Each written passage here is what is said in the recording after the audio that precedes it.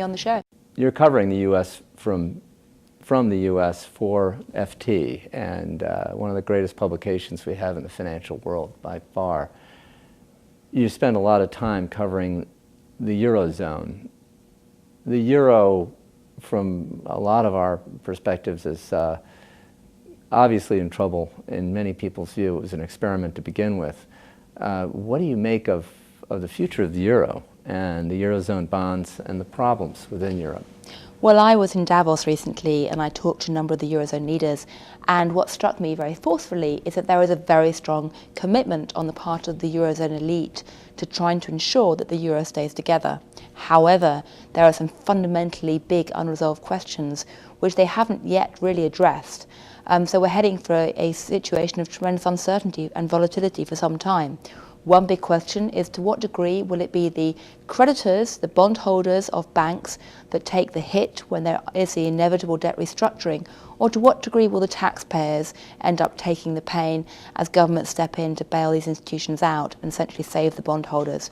The other even bigger question, though, is to what degree is Germany willing to step up and essentially subsidise the rest of the Eurozone, and to what degree does it think, well, actually we're not going to do that, and you have continued pain and continued essential turmoil in the periphery countries.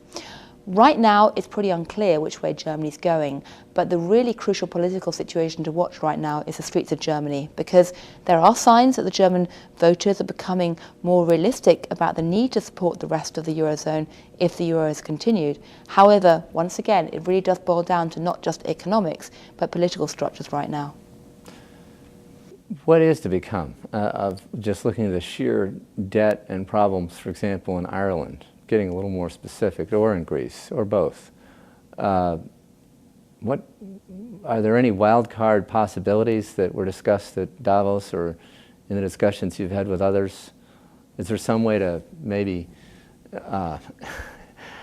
take back apart parts of the whole Euro structure? Is that a possibility? Well, a large part of my family lives in Ireland, so I've been very conscious in a very immediate personal sense of what's been playing out there in terms of the pain now being felt by the voters and taxpayers. And unfortunately, there are no easy solutions right now. I mean, Europe is really at a bit of a crossroads. If it pulls back now, and if Germany says it's not going to support the others, then effectively I think you will see a gradual erosion of the Eurozone going forward.